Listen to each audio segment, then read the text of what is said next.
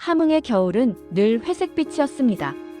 공장에서 뿜어져 나오는 매캐한 연기와 낮게 내려앉은 구름이 도시 전체를 질식시킬 듯 억누르고 있었죠. 그날도 아버지는 기름때에 찌든 작업복을 입고 공장 사동의 변압기 앞에 서 계셨습니다. 평소에도 비명이 들릴 듯 웅웅거리던 노후 장비였습니다. 아버지는 수십 번이나 교체를 건의했지만 당에서는 혁명 정신으로 극복하라는 답변뿐이었습니다. 사고는 아주 찰나에 일어났습니다. 낡은 전선 뭉치에서 파지직하는 소름 끼치는 소리와 함께 푸른 불꽃이 튀었습니다. 아버지가 본능적으로 몸을 날려 동료들을 밀쳐낸 순간 거대한 폭발음과 함께 시커먼 연기가 천장을 덮었습니다. 아버지는 정신없는 와중에도 소화기를 찾아 뿌렸지만 불길은 이미 벽면을 타고 번지고 있었습니다. 그리고 그 순간 아버지는 보았습니다. 공장 정면 모든 노동자의 일거수일투족을 감시하듯 걸려있던 최고 지도자의 초상화, 이른바 1호 사진의 액자가 열기에 뒤틀리며 한쪽 귀퉁이가 검게 타오르는 장면을 말입니다. 그것은 단순한 화제가 아니었습니다. 북한에서 초상화를 훼손한다는 것은 신의 얼굴에 칼을 대는 것과 같은 대역죄였습니다. 불길이 잡히고 연기가 거쳤을 때 공장 안에는 기묘한 정적이 흘렀습니다. 살아남았다는 안도감 대신 동료들의 눈에는 짙은 공포와 경멸이 서려 있었습니다. 아버지는 그 자리에서 보위부원들에 의해 개처럼 끌려갔습니다.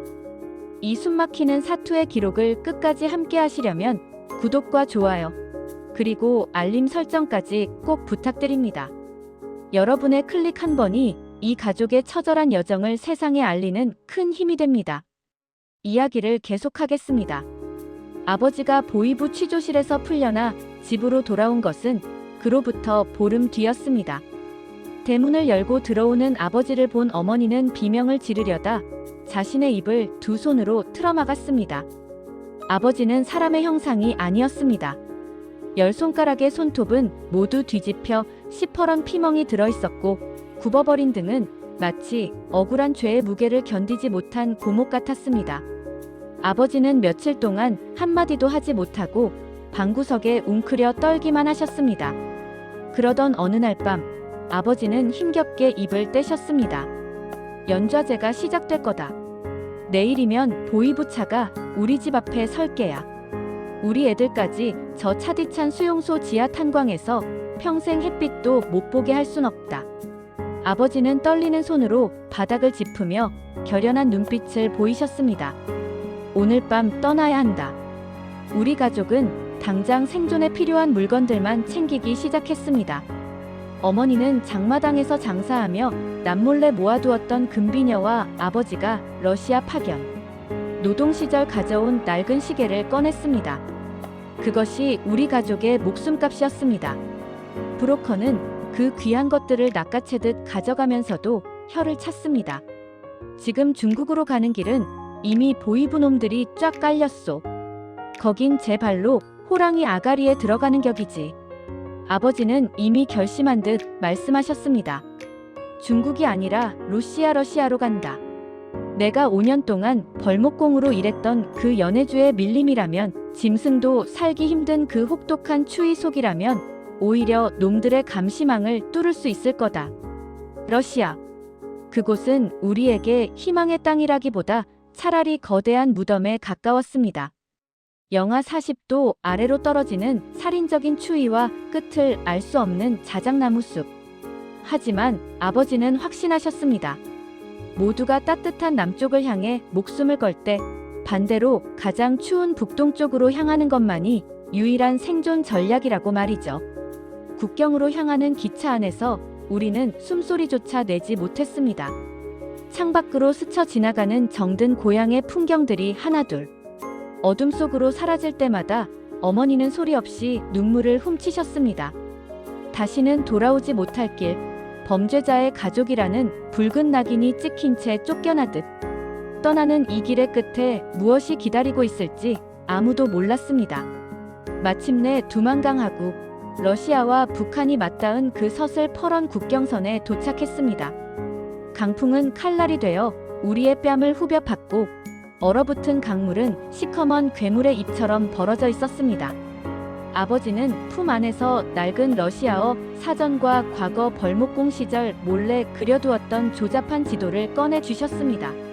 세상이 다 그런 것이 아니라는 말처럼 저 지옥 같은 동토 너머에도 분명 우리가 숨 쉴 구멍은 있을 거다. 아니, 아버지가 어떻게든 만들어낼 테니 너희는 나만 믿고 따라와라. 두만강의 겨울밤은 고요하다 못해 귀가 먹먹할 정도의 정적이 흐릅니다. 하지만 그 고요함은 평화가 아니라 언제든 생명을 집어삼킬 준비가 된 포식자의 침묵에 가깝습니다. 우리 가족은 강둑 밑바닥, 얼어붙은 진흙 위에 몸을 밀착시킨 채 숨을 죽였습니다. 허파 깊숙이 들어오는 공기는 폐포 하나하나를 얼려버릴 듯 차가웠고 내뱉는 숨이 하얀 연기가 되어 피어오를 때마다 그것이 보초병의 눈에 띌까봐 어머니는 연신 내 입가를 손으로 가리셨습니다. 저 멀리 북한 측 보초 초소에서 간헐적으로 들려오는 게 짖는 소리와 군화 소리가 얼음판을 타고 징그럽게 울려 퍼졌습니다. 아버지는 시계도 보지 않은 채 오직 감각으로 시간을 재고 있었습니다. 보초병들이 교대를 위해 몸을 돌리는 찰나, 그리고 러시아 측 서치라이트가 가장 먼 곳을 비추는 바로 그 3분의 시간. 아버지가 제 어깨를 툭 쳤습니다. 그것은 신호였습니다. 지금이다. 뒤돌아보지 말고 무조건 앞만 보고 기어라. 얼음판 위에 몸을 던졌을 때 전해지는 냉기는 상상을 초월했습니다. 방한복이라고 해봐야 솜이 다 죽은 낡은 외투가 전부였던 우리에게 강판의 냉기는 살을 파고들어 뼈마디를 부수는 것 같았습니다. 쩌적 쩌적 발밑에서 얼음이 비명을 질렀습니다. 그 소리가 날 때마다 심장이 덜컥 내려앉았습니다. 만약 여기서 얼음이 깨지거나 소리가 새어나간다면 등 뒤에서 쏟아질 총탄 세례를 피할 길은 없었습니다. 중간쯤 지났을까? 갑자기 러시아 쪽 서치라이트의 궤적이 급격히 꺾이며 우리 쪽으로 다가왔습니다. 아버지는 단호하게 속삭였습니다. 멈춰. 눈 속에 얼굴을 묻어. 우리는 일제히 얼음 위 쌓인 눈 속으로 몸을 파묻었습니다. 강렬한 빗줄기가 내 머리 위를 스치고 지나가는 것이 눈을 감아도 느껴졌습니다. 1초가 1년처럼 느껴지던 순간 빛이 멀어지자마자 우리는 다시 미친 듯이 팔다리를 휘저었습니다. 손가락 끝의 감각은 이미 사라졌고 오직 살아야 한다는 본능만이 우리를 움직이게 했습니다. 마침내 강 건너편 러시아 땅의 가파른 둑길에 손을 뻗었을 때 아버지는 우리를 하나둘 위로 끌어올렸습니다. 하지만 안도할 틈은 없었습니다. 이곳은 러시아 국경 수비대가 수시로 순찰을 도는 구역이었고 잡히는 즉시 북송되거나 악명 높은 러시아 수용소로 넘겨질 처지였습니다. 아버지는 10년 전 벌목공 시절 기억을 더듬으며 서둘러 우리를 강가에서 숲 안쪽으로 이끌었습니다. 이제부터는 국경 수비대가 아니라 자연과 싸워야 한다. 이 숲은 한번 들어오면 나가는 길을 찾기 힘들지. 연해주의 원시림은 북한의 산과는 차원이 달랐습니다.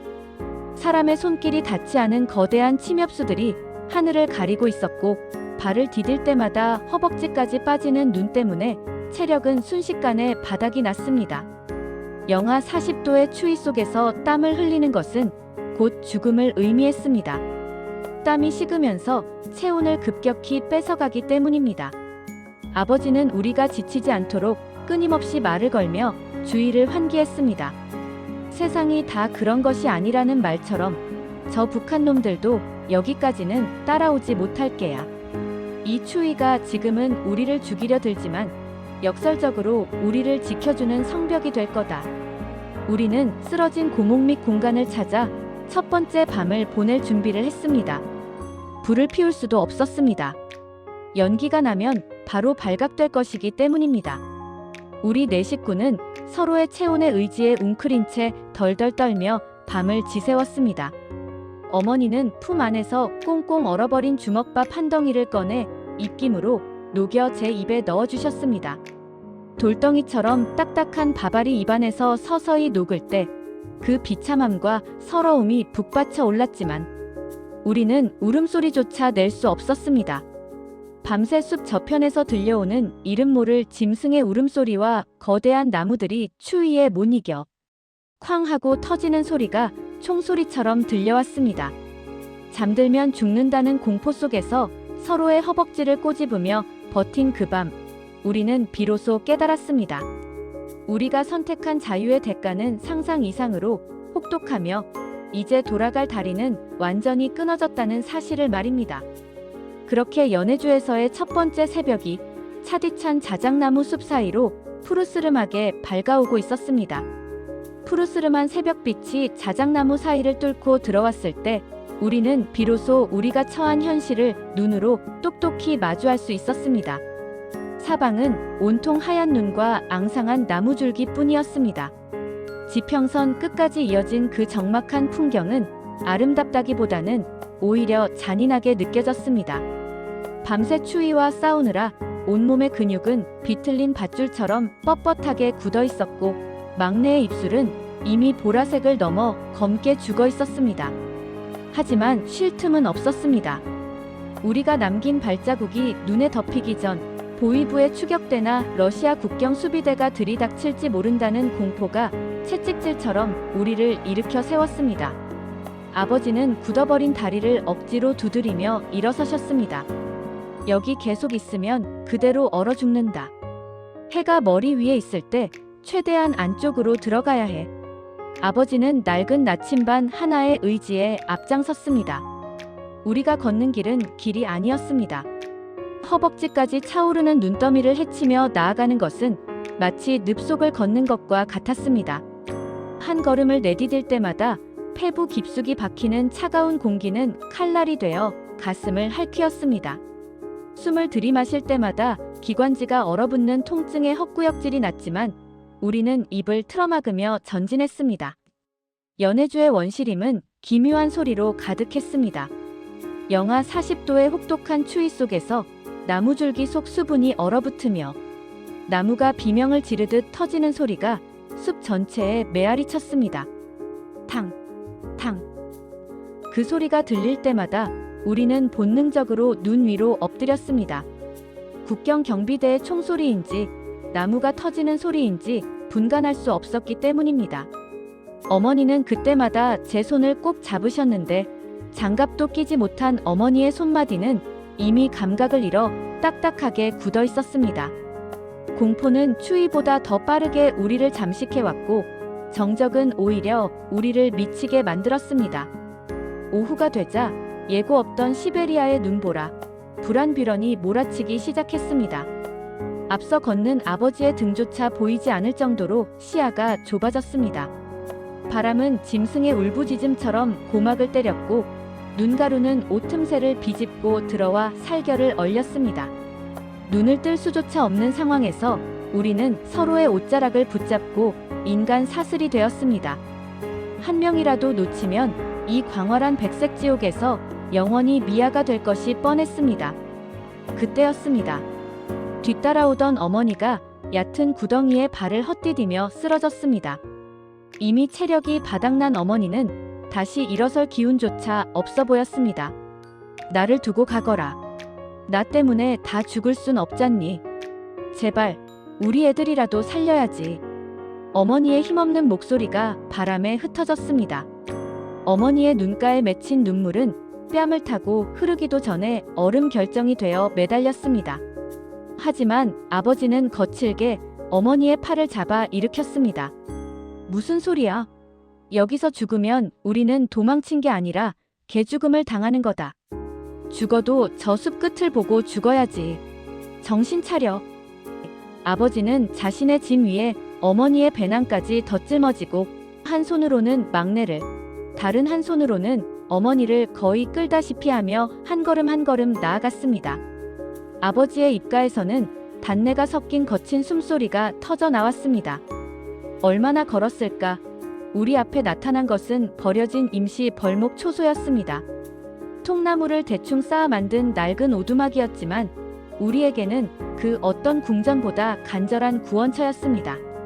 안으로 들어서자 묵은 먼지와 곰팡이 냄새가 코를 찔렀지만 적어도 살을 애는 바람만은 피할 수 있었습니다.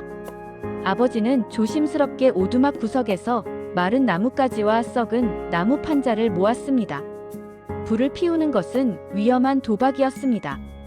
연기가 공중으로 솟구치면 근처 순찰대에게 우리의 위치를 광고하는 꼴이 되니까요. 하지만 당장 막내의 체온이 급격히 떨어져 의식을 잃어가는 것을 본 아버지는 결단을 내리셨습니다. 연기를 최대한 줄여야 한다. 조금씩, 아주 조금씩만 태우자. 아버지는 젖은 성냥을 소중히 꺼내 들었습니다. 떨리는 손으로 성냥을 그을 때마다 실패의 두려움이 엄습했습니다. 몇 번의 시도 끝에 작은 불꽃이 피어올랐을 때 우리는 홀린 듯 그 작은 온기 주위로 모여들었습니다. 불빛에 비친 우리 가족의 얼굴은 흡사 유령과 같았습니다. 눈 주위는 퀭하게 파였고 얼굴 곳곳에는 가벼운 동상의 흔적인 검붉은 반점들이 역력했습니다. 아버지는 불길을 바라보며 나직이 은쪼렸습니다. 세상이 다 그런 것이 아니라는 말처럼 저 밖은 우리를 죽이려 들지만 이 안은 아직 따뜻하구나. 우리가 지금 망령처럼 숲을 떠돌고 있어도 언젠가 이 눈이 녹으면 당당하게 사람 대접받는 곳으로 갈 수 있을 게다. 그러니 버텨야 한다. 숨만 붙어 있으면 기회는 온다. 우리는 그 좁은 오두막에서 서로의 심장 소리를 들으며 뜬 눈으로 밤을 지새웠습니다. 밖에서는 굶주린 늑대들의 하울링이 들려왔고 오두막 벽면을 때리는 눈보라. 소리는 마치 누군가 문을 두드리는 것처럼 들려 심장이 조여왔습니다. 자유라는 것이 이토록 무겁고 차가운 것인지 우리는 연해주의 깊은 밤 속에서 온몸으로 배우고 있었습니다. 배고픔은 추위보다 더 잔인하게 창자를 갈가댔습니다. 주머니에 남은 몇 알의 볶은 콩을 꺼내 가족들이 공평하게 나누었습니다. 입안에서 돌처럼 딱딱하게 씹히는 콩알을 수십 번씩 고쳐 씹으며 우리는 서로의 얼굴을 확인했습니다. 살아있구나. 아직은 살아있구나. 600일의 대장정 중 고작 이틀째였지만 우리는 이미 수십 년의 세월을 견뎌온 사람들처럼 지쳐가고 있었습니다. 하지만 그 절망적인 순간에도 아버지의 눈은 꺼지지 않는 불꽃처럼 타오르고 있었습니다. 그 눈빛만이 이 자작나무 숲의 망령이 된 우리 가족을 이승으로 붙들어 매는 유일한 밧줄이었습니다. 밤은 길었고 공포는 깊었습니다. 문틈으로 새어들어오는 하얀 눈가루가 바닥에 쌓여가는 것을 보며 저는 생각했습니다. 만약 내일 아침 눈을 뜨지 못한다면 우리는 영원히 이 낯선 땅에 이름 없는 얼음 조각으로 남게 되겠지. 하지만 아버지는 제 머리를 쓰다듬으며 말씀하셨습니다. 자라, 아들아. 내일은 오늘보다 더 깊은 곳으로 가야 하니까. 그 낮은 목소리의 의지에 저는 아주 짧고 불안한 잠에 빠져들었습니다. 자작나무 숲에서의 세 번째 날이 밝았습니다. 오두막 틈새로 비쳐드는 새벽빛은 희망이라기보다 또 다른 생존 투쟁의 시작을 알리는 신호탄 같았습니다.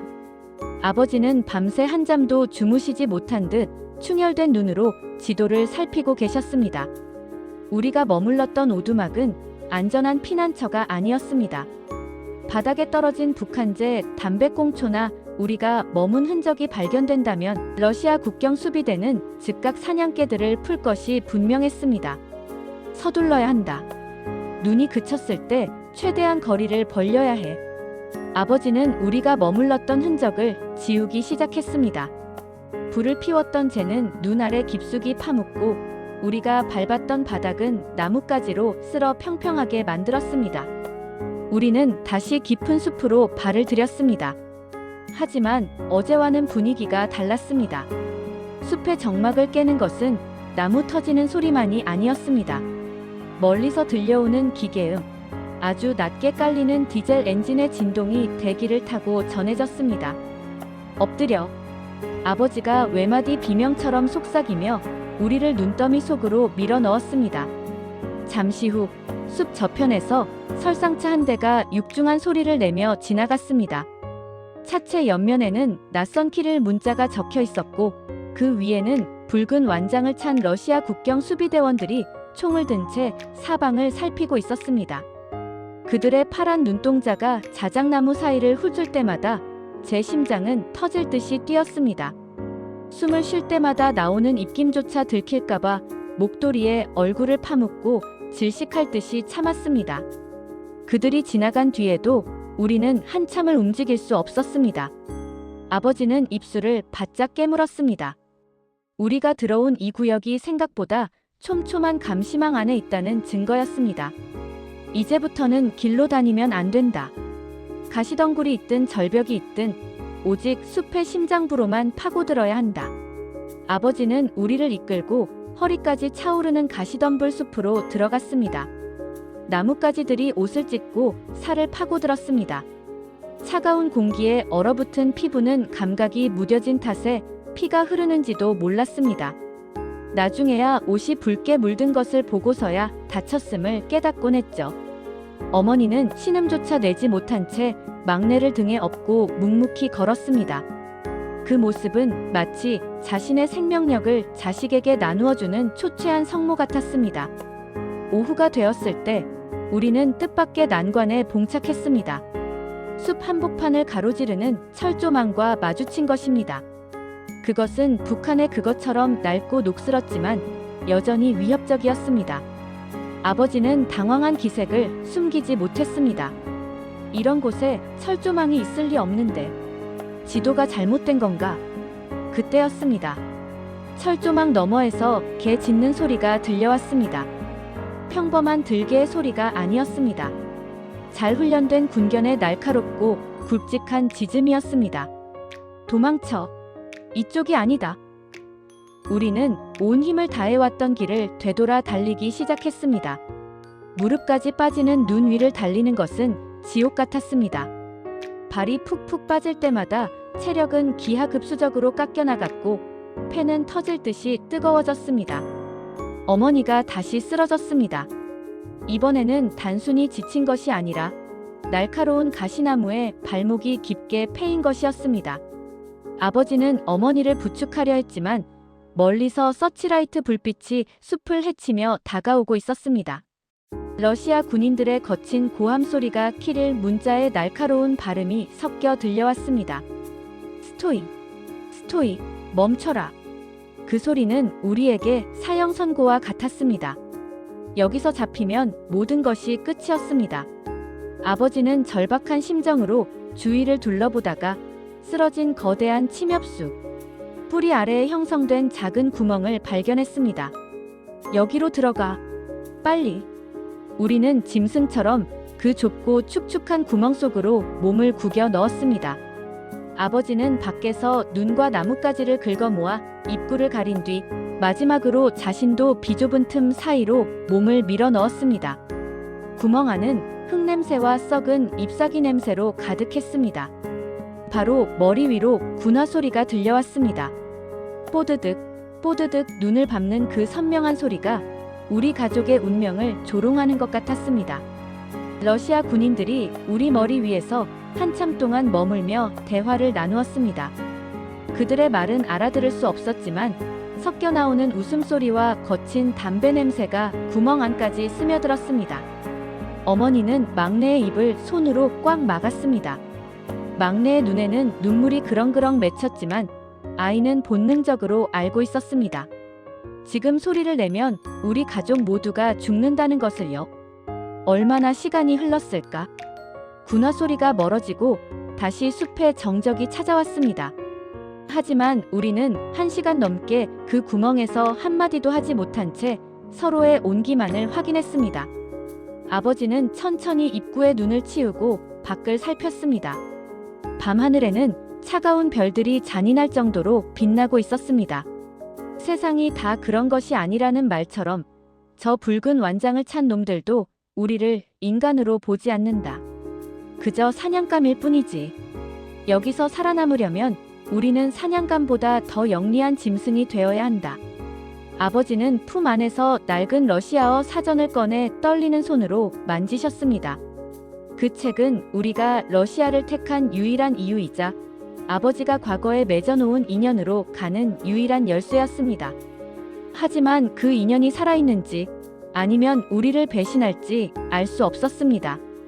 우리는 다시 일어나 걷기 시작했습니다. 다리는 천근만근 무거웠고 배고픔은 이제 통증을 넘어 환각을 불러일으킬 정도였습니다. 자작나무 숲은 끝이 없었습니다.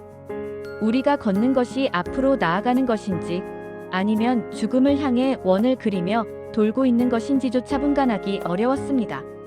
하지만 한 가지 확실한 것은 우리 뒤에는 돌아갈 조국도 집도 없다는 사실이었습니다. 우리 앞에는 오직 영하 40도의 자유, 그 가혹하고도 시퍼런 얼음 벌판만이 입을 벌리고 있었습니다. 우리는 그렇게 붉은 완장의 추격을 피해 더 깊고 어두운 시베리아의 품속으로 기어 들어갔습니다. 러시아 영토에 발을 들인 지 벌써 나흘째. 우리가 가진 식량은 이제 바닥을 드러내고 있었습니다. 아버지는 품속에서 낡을 대로 낡은 종이 한 장을 꺼냈습니다. 그것은 10년 전 아버지가 러시아 파견 벌목공으로 일하던 시절 몰래 적어두었던 현지인의 주소와 이름이었습니다. 안드레이. 아버지는 그가 아직 그곳에 살고 있을지 아니면 이미 세상을 떠났을지도 모르는 상황에서 오직 그 이름 하나만을 믿고 우리를 이끌고 있었습니다. 안드레이는 나와 함께 자작나무를 넘기며 술을 나눠 마시던 친구였다.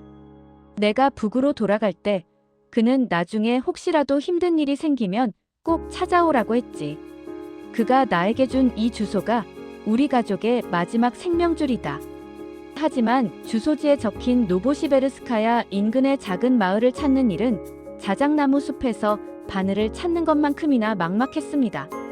우리는 도로를 피해 산등성이를 타고 이동해야 했기에 예상보다 시간이 훨씬 더 많이 소요되었습니다. 발가락은 이미 감각을 잃어버려 내 발인지 남의 발인지조차 알 수 없었고 막내는 걷다 지쳐 아버지의 등에서 의식을 잃은 듯 축 늘어져 있었습니다. 배고픔은 이제 고통을 넘어선 공포로 다가왔습니다. 눈을 집어먹으며 갈증을 달랬지만 차가운 눈은 체온을 급격히 떨어뜨려 우리를 더 무기력하게 만들었습니다. 그때였습니다. 산마루를 넘자마자 멀리서 희미한 연기가 피어오르는 작은 마을이 보였습니다. 낡은 목조 가옥들이 옹기종기 모여있는 전형적인 러시아의 변두리 마을이었죠. 저기다. 저기만 가면 살 수 있다. 아버지는 떨리는 목소리로 말씀하셨습니다. 하지만 우리는 곧바로 마을로 들어갈 수 없었습니다. 낯선 동양인 가족이 나타나는 순간 마을 사람들은 즉시 경찰에 신고할 것이 분명했습니다. 아버지는 우리를 숲속 깊은 곳에 숨겨두고 혼자 마을 정찰을 나가기로 했습니다. 내가 만약 1시간 뒤에도 돌아오지 않으면 너희는 무조건 반대편 산으로 도망쳐야 한다. 알겠니? 아버지의 눈에는 비장함이 서려 있었습니다. 어머니는 아버지의 옷자락을 붙잡고 한참을 놓지 못했습니다. 아버지가 어둠 속으로 사라진 뒤 우리는 서로의 체온에 의지한 채 초조하게 시간을 기다렸습니다. 1분이 1시간처럼 느껴졌습니다. 바람 소리에 나뭇가지가 흔들릴 때마다 우리는 보이부 요원이나 러시아 경찰이 들이닥치는 환각에 시달렸습니다. 마침내 저 멀리서 발자국 소리가 들려왔습니다. 뽀드득, 뽀드득. 우리는 일제히 숨을 멈췄습니다. 아버지가 아니면 어쩌나 하는 공포가 엄습할 때 익숙한 기침 소리가 들렸습니다. 아버지였습니다. 그런데 아버지 혼자가 아니었습니다. 덩치가 산만한 한 러시아 사내가 아버지와 함께 걸어오고 있었습니다. 덥수룩한 수염에 털모자를 깊게 눌러쓴 사내. 바로 안드레이였습니다. 정말 너야? 세상에, 이 몰골이 이게 뭐야? 안드레이는 아버지를 껴안으며 러시아어로 무언가 소리쳤습니다. 아버지는 그의 어깨에 기대어 참았던 눈물을 터뜨렸습니다. 안드레이는 숲속에 숨어있던 우리 가족을 발견하자마자 성호를 그으며 경악했습니다. 그는 서둘러 우리를 자신의 낡은 트럭 짐칸에 태우고 눈 덮인 덮개로 우리를 가렸습니다. 그의 집은 마을에서도 가장 외딴 곳에 위치한 낡은 통나무 집이었습니다. 집 안으로 들어서자 따뜻한 벽난로의 열기가 우리를 감쌌습니다. 갑작스러운 온도 변화에 얼어붙었던 피부가 따끔거리고 가려웠지만 그 고통조차 살아있다는 증거처럼 느껴져 감사했습니다. 안드레이의 아내는 말없이 우리에게 뜨거운 보르시러시아 전통 수프와 갓 구운 빵을 내주었습니다. 김이 모락모락 나는 수프를 한 숟가락 입에 넣었을 때 저는 비로소 우리가 죽음의 문턱에서 돌아왔음을 실감했습니다. 뜨거운 국물이 목구멍을 타고 내려가 위장을 데울 때 온몸의 긴장이 풀리며 참아왔던 눈물이 수프 그릇 안으로 뚝뚝 떨어졌습니다. 막내는 정신없이 빵을 입에 밀어넣다가 이내 꾸벅꾸벅 졸기 시작했습니다. 안드레이와 아버지는 밤늦도록 낮은 목소리로 대화를 나누었습니다. 아버지는 서툰 러시아어와 손짓 발짓을 섞어 우리가 북한에서 겪었던 일들과 탈출 과정을 설명했습니다. 안드레이는 믿기지 않는다는 듯 머리를 감싸 쥐며 한숨을 내쉬었습니다. 우리 여긴 안전하지 않아. 마을 경찰들이 수시로 호구 조사를 나온다네. 특히 요즘처럼 국경 감시가 심할 때는 더 위험해. 하지만 걱정 마라. 내게 생각이 있으니. 안드레이가 제안한 곳은 마을에서 수십 킬로미터 떨어진 밀림 깊숙한 곳에 버려진 지하 군사 기지였습니다. 냉전 시대에 쓰이다 방치된 그곳은 지도에도 나와 있지 않아 세상으로부터 완벽히 격리된 요새와 같았습니다. 안드레이는 그곳에 우리를 숨겨주고 주기적으로 식량과 생필품을 날라주겠다고 약속했습니다. 세상이 다 그런 것이 아니라는 말처럼 모두가 너희를 사냥감으로 보더라도 나는 내 친구를 버리지 않는다. 내 아버지가 전쟁통에 굶주릴 때 빵을 나눠주었던 그 정신을 나는 잊지 않았어. 안드레이의 말에 아버지는 그의 손을 꼭 잡고 연신 고개를 숙였습니다. 그것은 단순히 친구를 다시 만난 기쁨이 아니었습니다. 인간에 대한 신뢰가 모두 무너져 내린 북한이라는 땅을 떠나 처음으로 마주한 사람 냄새 나는 온정이었습니다. 하지만 그 따뜻한 휴식은 길지 않았습니다. 우리는 다음 날 새벽 안드레이가 준비해준 두꺼운 러시아 군용 외투를 입고 다시 길을 떠나야 했습니다. 안드레이의 트럭에 몸을 싣고 끝없는 자작나무 숲을 가로지르며 저는 창밖으로 멀어지는 마을의 불빛을 바라보았습니다. 이제 우리는 지상의 삶을 뒤로하고 땅 밑의 어두운 요새에서 기나긴 겨울을 나야 했습니다. 600일의 사투 중 이제 겨우 일주일이 지났을 뿐이었습니다. 하지만 아버지가 남겨둔 그 조그만 인연의 불꽃이 얼어붙은 연해주의 밤을 견디게 하는 유일한 등불이 되어주고 있었습니다. 우리는 그렇게 시베리아의 더 깊은 심장부로 아무도 모르는 지하의 세계로 발을 들였습니다. 안드레이의 트럭이 멈춰선 곳은 지도의 끝자락, 거대한 침엽수림이 하늘을 가려 낮에도 어둑신한 밀림 한복판이었습니다. 쌓인 눈을 헤치고 나타난 것은 녹슨 철판으로 덮인 기묘한 입구였습니다.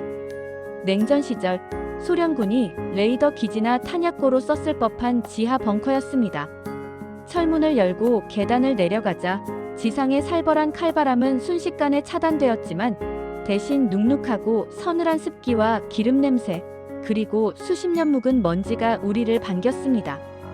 여기가 너희의 새 집이다. 적어도 땅 위보다는 따뜻할 게야. 그리고 무엇보다 그 누구의 눈에도 띄지 않지.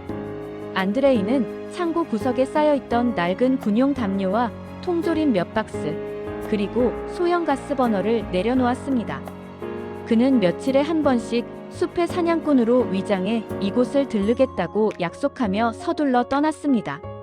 철문이 닫히고 자물쇠가 잠기는 소리가 지하 공간에 무겁게 울려 퍼졌습니다. 그 소리는 우리를 지켜주는 성벽의 소리인 동시에 우리를 가두는 감옥의 소리이기도 했습니다. 지하 기지에서의 생활은 시간 감각과의 전쟁이었습니다. 창문 하나 없는 콘크리트 벽 속에서 우리는 손목시계의 초침 소리에 의지해 낮과 밤을 구분했습니다. 아버지는 기지 내부에 남아있던 낡은 발전기를 수리하려 애쓰셨고 어머니는 안드레이가 가져다준 마른 옥수수 가루와 통조림을 아끼고 아껴 하루 두 끼의 식사를 만들어내셨습니다. 처음 몇 주간은 살았다는 안도감이 지배했지만 시간이 흐를수록 폐쇄 공포와 고립감이 우리 가족을 갉아먹기 시작했습니다. 영하 40도의 지상은 생존이 불가능한 지옥이었지만 이 지하 요새는 서서히 영혼을 메마르게 하는 창살 없는 방이었습니다. 막내는 햇빛을 보지 못해 얼굴이 창백해졌고 잇몸에서는 피가 나기 시작했습니다. 비타민 부족과 운동 부족이 아이의 몸을 먼저 망가뜨리고 있었던 겁니다. 아버지, 우리 언제까지 여기 있어야 해요? 그냥 남조선 대사관으로 바로 가면 안 돼요? 막내의 물음에 아버지는 마른 세수를 하며 고개를 저으셨습니다. 여기서 블라디보스토크까지 가는 길목마다 북한 보위부 놈들이 독사처럼 눈을 뜨고 있다. 지금 나가면 우리는 기차역 근처에도 못 가고 잡혀. 조금만 더 버티자. 안드레이가 길을 알아보고 있으니까. 하지만 600일이라는 시간은 상상보다 훨씬 길었습니다. 기지 내부의 습기는 옷과 살결 사이에 곰팡이를 피웠고 우리는 서로의 얼굴을 보는 것조차 고통스러운 지경에 이르렀습니다. 어느 날 밤에는 사소한 배고픔 때문에 저와 아버지가 크게 다투기도 했습니다. 왜 하필 러시아였냐고, 중국으로 갔으면 벌써 따뜻한 곳에 있지 않았겠냐고 제가 대들었을 때 아버지는 처음으로 제 뺨을 때리셨습니다. 그리고 아버지는 그날 밤 기지 구석에서 소리 없이 어깨를 들썩이며 우셨습니다. 가장으로서 가족을 사지로 몰아넣었다는 죄책감이 아버지의 강철 같던 마음을 무너뜨리고 있었던 것입니다. 어머니는 그런 우리 사이를 묵묵히 지켰습니다. 어머니는 기지 벽면에 핀 성에 위로 손가락으로 그림을 그리며 우리에게 옛날 이야기를 해주셨습니다. 세상이 다 그런 것이 아니라는 말처럼 지금은 우리가 땅 밑에 숨어 지내는 쥐 신세 같아도 저 위에는 여전히 태양이 뜨고 지고 있단다. 이 겨울이 지나고 나면 우리 가족도 저 자작나무들처럼 당당하게 허리를 펴고 살 날이 올 거야. 그 지독한 고립 속에서 우리를 지탱해 준 것은 역설적으로 아버지가 가져온 낡은 러시아어 사전이었습니다. 아버지는 매일 밤 촛불 아래에서 우리에게 러시아 단어를 가르치셨습니다. 빵은 hleb, 자유는 스보보다. 우리는 그 낯선 발음들을 입안에서 굴리며 언젠가 이 요새를 나가 러시아인들 사이에 섞여 들어갈 날을 꿈꿨습니다.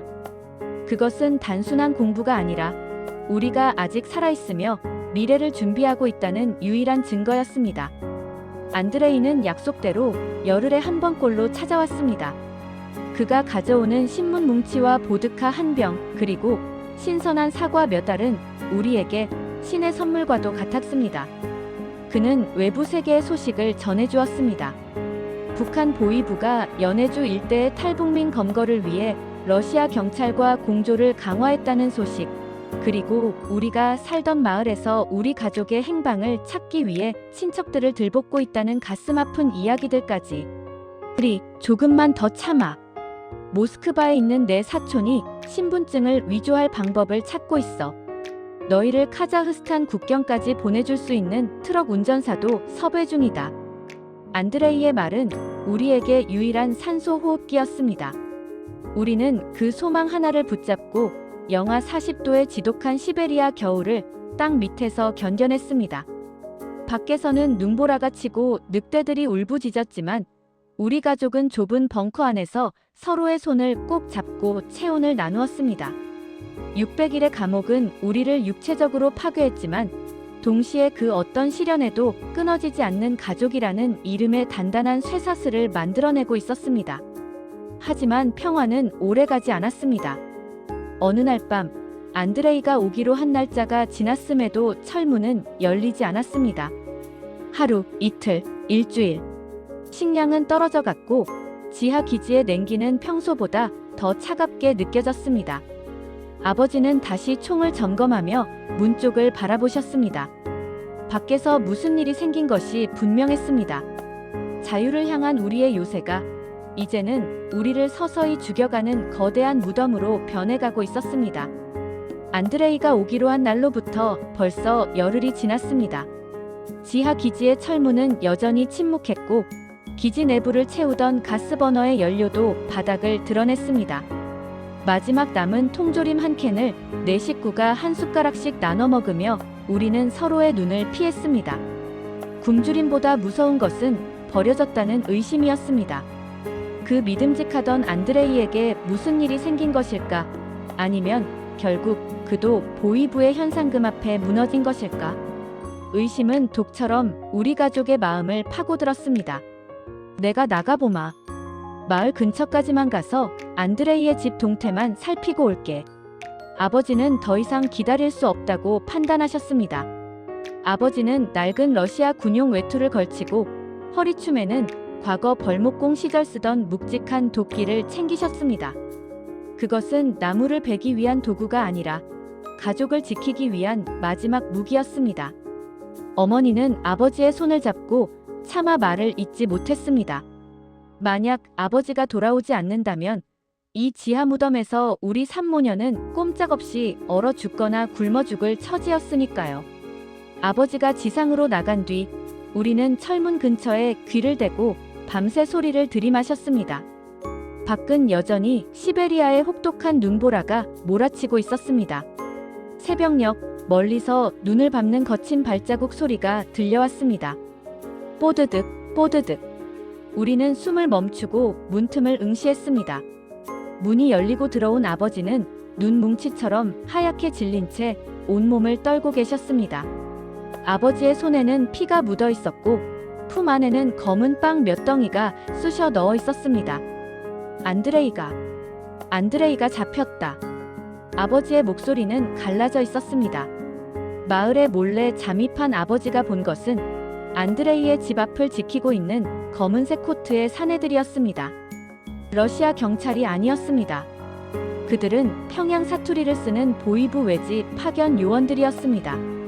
안드레이는 이미 고문을 당해 병원으로 실려갔고 그의 아내는 보이부의 협박에 못 이겨 우리 가족의 은신처 근처까지 길을 안내했다는 소문이 마을에 파다했습니다. 그가 우리를 배신한 게 아니다. 끝까지 입을 다물다가 결국 몸이 망가진 게야. 하지만 그 집 근처에서 나를 알아본 현지 밀고자가 있었다. 내 뒤를 밟는 놈을 따돌리느라 시간이 걸렸어. 아버지가 묻혀온 피는 안드레이의 것이 아니었습니다. 아버지를 추적하던 밀고자의 것이었습니다. 이제 이 지하 요새는 더 이상 요새가 아니었습니다. 보이부 놈들이 언제 이 숲을 샅샅이 뒤져 우리를 찾아낼지 알 수 없는 긴박한 상황이었습니다. 우리는 짐을 챙길 겨를도 없이 당장 필요한 사전과 약간의 식량만 챙겨 벙커를 빠져나왔습니다. 지상은 눈보라가 한창이었습니다. 불안이 휘몰아치는 벌판은 한치 앞도 보이지 않았지만 역설적으로 그 눈보라가 우리의 발자국을 즉시 지워주고 있었습니다. 우리는 안드레이가 말해주었던 모스크바행 기차를 탈 수 있는 외곽가니역을 향해 걷기 시작했습니다. 하지만 마을 근처로 내려가야 한다는 공포가 발목을 잡았습니다. 그때였습니다. 숲길을 내려오던 우리 앞에 낯선 트럭 한 대가 라이트를 끄고 멈춰 섰습니다. 우리는 본능적으로 숲속으로 몸을 날렸습니다. 트럭에서 내린 사람은 안드레이의 어린 아들 파벨이었습니다. 18세밖에 안 된 소녀는 겁에 질린 표정으로 아버지가 가르쳐준 암호를 나직이 을조렸습니다. 우리 삼촌 계세요? 우리 아버지가 잡혀가기 전에 저에게 2차 열쇠와 지도를 주셨어요. 뒷좌석 밑에 숨겨진 돈이 있어요. 빨리 타세요. 안드레이는 끝내 우리를 배신하지 않았습니다. 그는 자신이 잡힐 것을 예감하고 아들에게 마지막 임무를 맡겼던 것입니다. 우리는 파벨의 도움으로 짐칸에 몸을 숨겼습니다. 트럭이 출발하고 얼마 지나지 않아 우리 뒤로 수십 개의 서치라이트가 숲을 훑는 것이 보였습니다. 보이부 요원들이 벙커를 찾아낸 것이었습니다. 세상이 다 그런 것이 아니라는 말처럼 저 흉악한 놈들만 있는 게 아니구나. 안드레이는 제 목숨을 걸고 우리를 지켰어. 아버지는 어둠 속에서 파벨의 손을 꽉 잡았습니다. 트럭은 눈 덮인 연해주의 국도 위를 미끄러지듯 달렸습니다. 차창 밖으로 스치는 눈보라는 배신의 눈보라가 아니라 우리를 추격자의 눈으로부터 가려주는 축복의 가림막이었습니다. 하지만 안심하기엔 일렀습니다. 이제 우리는 이름도 신분도 없이 9,000km가 넘는 시베리아 횡단 열차의 길로 뛰어들어야 했습니다. 우리 뒤에는 여전히 붉은 완장을 찬 추격자들이 짐승처럼 코를 킁킁거리며 쫓아오고 있었습니다. 안드레이의 아들 파벨이 운전하는 낡은 트럭은 연해주의 거친 눈길을 비틀거리며 내달렸습니다. 차창 밖으로 스치는 자작나무들은 어둠 속에서 거대한 창살처럼 보였고 그 사이사이를 훑고 지나가는 서치라이트 불빛은 우리 가족의 심장을 찔러대는 가시 같았습니다. 트럭 짐칸의 차가운 철판 위에 엎드린 채 우리는 서로의 숨소리마저 공유하며 공포를 견뎠습니다. 이제 곧 블라디보스토크 외곽입니다. 검문소가 나오면 절대로 소리 내지 마세요. 파벨의 앳된 목소리가 떨리고 있었습니다. 도시의 불빛이 가까워질수록 안도감보다는 서늘한 긴장감이 우리를 엄습했습니다. 블라디보스토크는 우리에게 자유로 가는 관문인 동시에 북한 보위부 요원들과 외화벌이 일꾼들이 득실거리는 호랑이 굴이기도 했습니다. 아버지는 품 안에서 안드레이가 마지막으로 건네준 위조 신분증 3장을 꺼내 만지셨습니다. 조잡하게 인쇄된 종이 쪼가리였지만 그것이 현재 우리 가족의 목숨을 지탱하는 유일한 방패였습니다. 기차역 근처의 낡은 창고에 도착했을 때 파벨은 우리에게 낡은 가방 하나를 던져주었습니다. 그 안에는 러시아인들이 흔히 입는 털코트와 털모자, 그리고 약간의 루블화가 들어있었습니다. 세상이 다 그런 것이 아니라는 말처럼 저놈들이 아무리 독을 품고 쫓아와도 우리 러시아 사람들의 눈을 다 가릴 수는 없을 거예요. 부디 살아남으세요. 파벨은 눈물을 훔치며 어둠 속으로 사라졌습니다. 이제부터는 오직 우리 가족의 몫이었습니다. 아버지는 우리에게 러시아식 이름을 하나씩 붙여주셨습니다. 저는 드미트리, 동생은 안나. 우리는 그 이름들을 입안에서 굴리며 스스로를 세뇌했습니다. 우리는 탈북자가 아니다. 우리는 이곳 연해주에서 나고 자란 고려인 가족이다. 기차역 대합실은 인산인해를 이루고 있었습니다. 시베리아 횡단 열차를 기다리는 러시아 군인들, 보따리 장수들, 그리고 매캐한 담배 연기가 뒤섞여 혼란스러운 분위기를 자아냈습니다. 아버지는 최대한 태연한 척 매표소로 향했습니다. 하지만 그 순간 제 눈에 띄는 무리가 있었습니다. 역사 구석에 옹기종기 모여앉아 낮은 목소리로 대화를 나누던 사내들. 그들은 러시아식 외투를 걸치고 있었지만 눈빛만은 감출 수 없었습니다. 사냥감을 쫓는 늑대처럼 날카로운 평양에서 온 보위부 요원들이었습니다. 그들 중 한 명이 우리 가족 쪽을 빤히 쳐다보았습니다. 아버지는 본능적으로 고개를 돌리지 않고 오히려 더 크게 러시아어로 욕설을 섞어가며 표를 요구했습니다. 아버지가 과거 벌목공 시절 익혔던 거친 러시아 억양이 빛을 발하는 순간이었습니다. 요원은 의심스러운 눈초리로 우리를 훑더니 이내 고개를 돌려 다른 쪽을 살피기 시작했습니다. 등 뒤로 식은땀이 줄기처럼 흘러내렸습니다. 표를 구했다. 3번 플랫폼이다. 절대 눈 마주치지 말고 내 뒤만 따라와. 아버지의 목소리는 낮았지만 단호했습니다. 우리는 인파 속에 몸을 숨긴 채 플랫폼으로 향했습니다. 하지만 위기는 예상치 못한 곳에서 찾아왔습니다. 막내가 긴장한 탓인지 갑자기 발을 헛디디며 넘어졌고 품에 안고 있던 작은 보따리가 터지며 그 안에서 우리가 북한에서 가져온 낡은 노수저 세트가 바닥에 떨어져 쨍그랑 소리를 낸 것입니다. 그 날카로운 금속음은 정적을 깨고 주변의 시선을 집중시켰습니다. 구석에 있던 보위부 요원들이 즉각 우리 쪽으로 걸어오기 시작했습니다. 저기, 잠깐 멈춰보시오. 한국말이었습니다. 우리는 못 들은 척 발걸음을 재촉했지만 그들은 이미 확신에 찬 표정으로 우리를 가로막았습니다. 어디서 온 사람들이요? 짐 좀 봅시다. 러시아인들 틈바구니에서 한국말로 말을 거는 그들의 수법은 노련했습니다. 대답하는 순간 정체가 탄로 나는 함정이었습니다.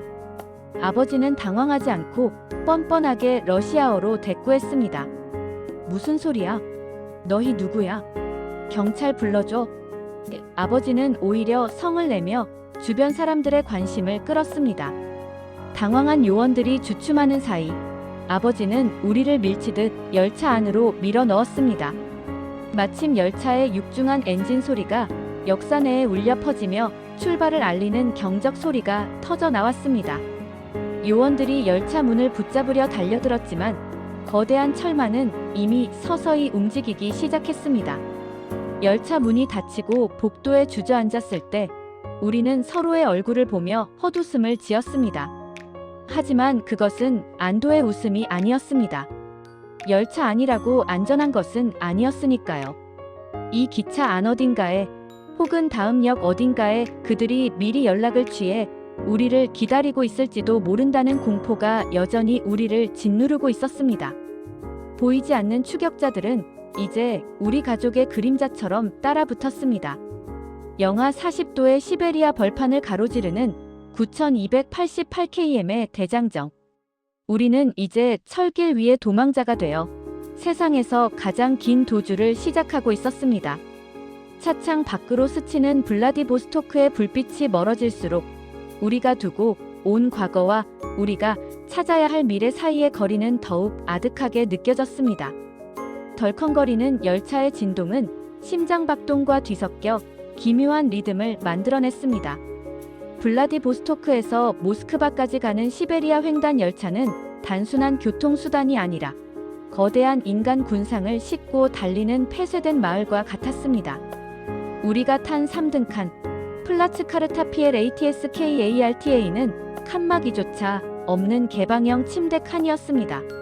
사방에서 러시아인들의 거친 코골이 소리와 보드카 냄새, 그리고 씻지 못한 몸에서 나는 채취가 진동했습니다. 하지만 그 역한 냄새조차 우리에게는 추격자들의 시선을 분산시켜주는 고마운 가림막이었습니다. 아버지는 가장 구석진 위층 침대를 배정받고 우리를 그곳에 웅크리게 하셨습니다. 여기서 내릴 때까지 절대 내려오지 마라. 화장실 갈 때도 나랑 같이 움직여야 한다. 아버지의 눈은 핏발이 서 있었습니다. 기차는 일주일 내내 달려야 했습니다.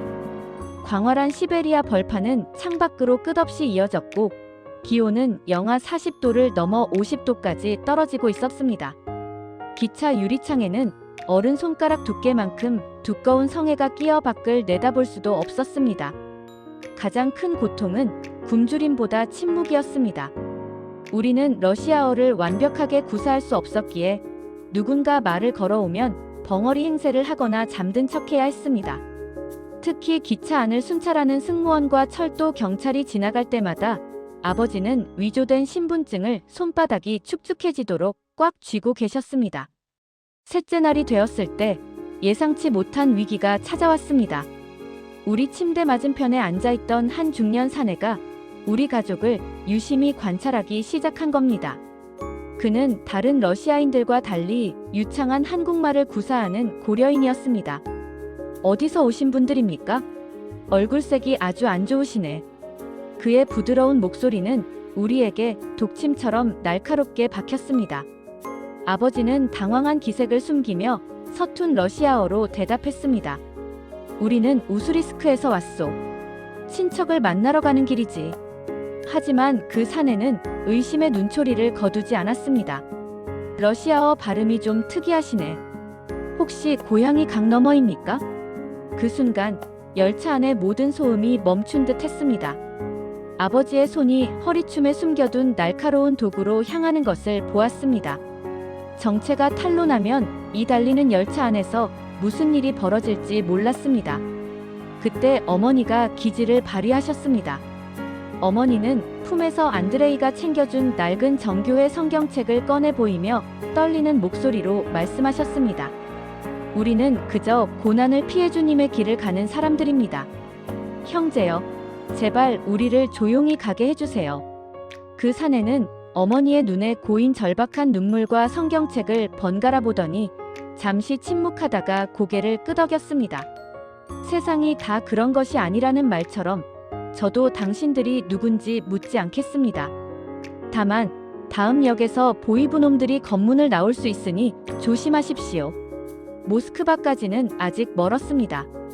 그는 가방에서 마른 빵 2덩이를 슬쩍 건네주고는 다른 칸으로 자리를 옮겼습니다.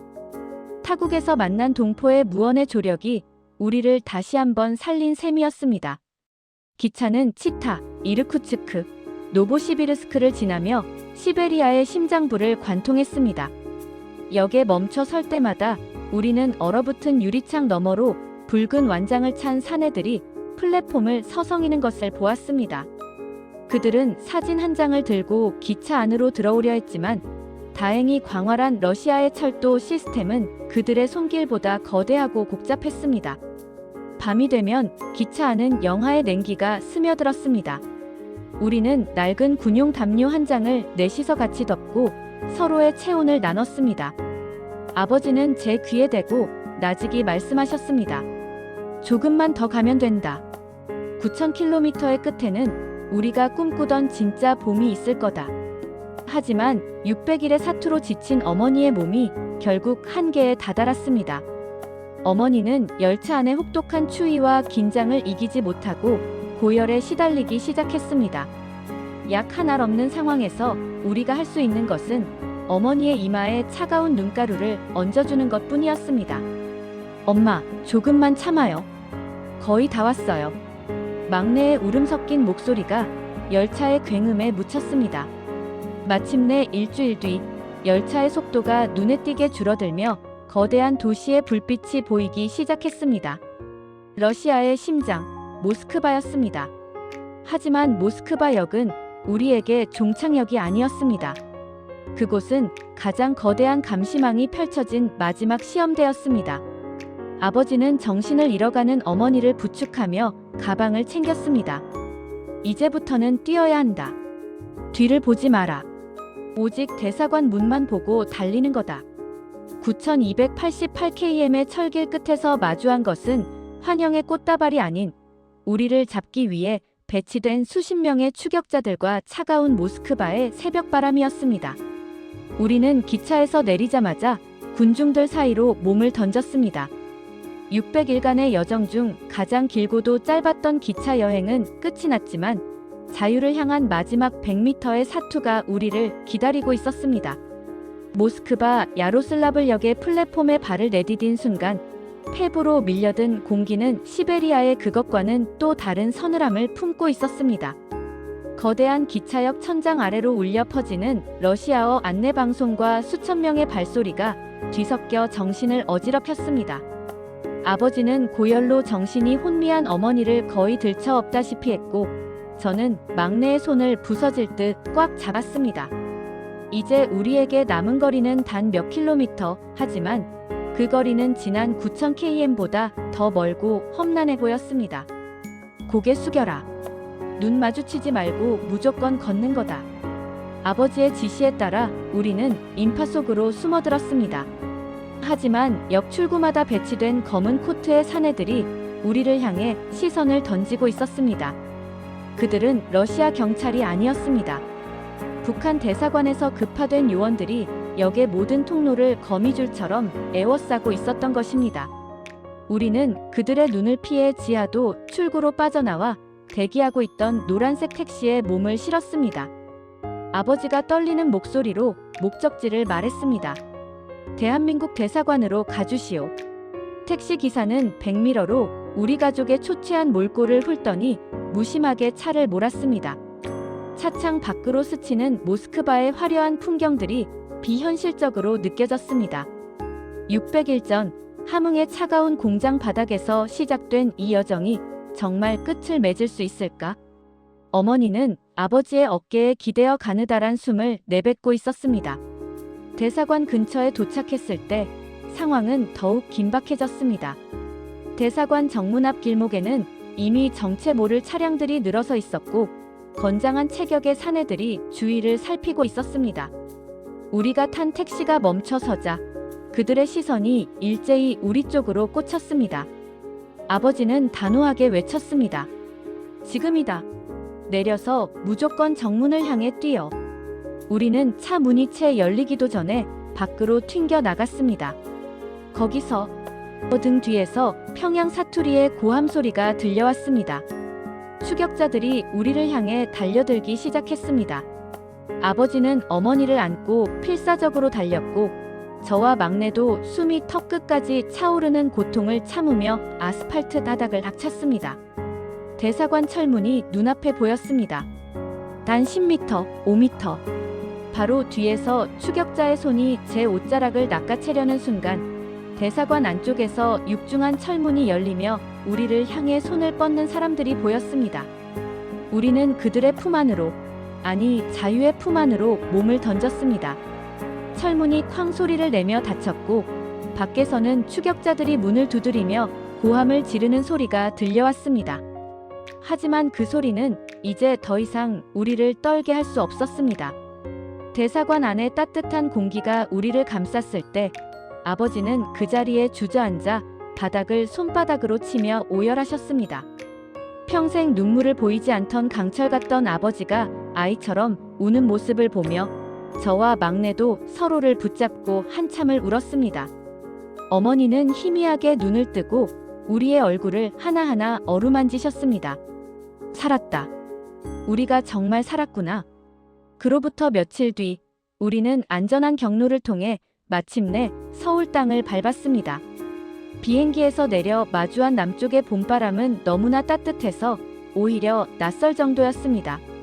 연해주의 영하 40도 추위 속에서 겪었던 600일의 시간이 마치 기나긴 악몽처럼 느껴졌지만 제 손등에 남은 동상 흉터는 그 모든 사투가 진실이었음을 증명해주고 있었습니다. 우리는 이제 더 이상 유령처럼 숲을 헤매지 않아도 됩니다. 초상화 한 장에 목숨을 걸어야 했던 땅, 이름도 없이 죽어가야 했던 시베리아의 벙커는 이제 과거의 조각이 되었습니다. 물론 남한에서의 새로운 삶도 쉽지만은 않을 것입니다. 하지만 아버지는 제 어깨를 두드리며 말씀하셨습니다. 세상이 다 그런 것이 아니라는 말처럼 누군가는 우리를 사냥감으로 보았지만 누군가는 목숨을 걸고 우리를 도왔다. 그 따뜻한 마음들을 기억하며 이제는 사람답게 살아보자꾸나. 강물은 흐르고 얼음은 녹습니다. 우리 가족의 심장을 옥죄던 600일의 겨울도 그렇게 막을 내렸습니다. 이제 우리 앞에는 영하 40도의 자유가 아닌 따사로운 햇살 아래 펼쳐진 무한한 가능성의 봄이 기다리고 있습니다. 비록 큰 희생을 치렀지만 우리는 마침내 우리만의 나침반을 찾았습니다. 그리고 그 바늘은 이제 더 이상 도망이 아닌 희망을 가리키고 있습니다.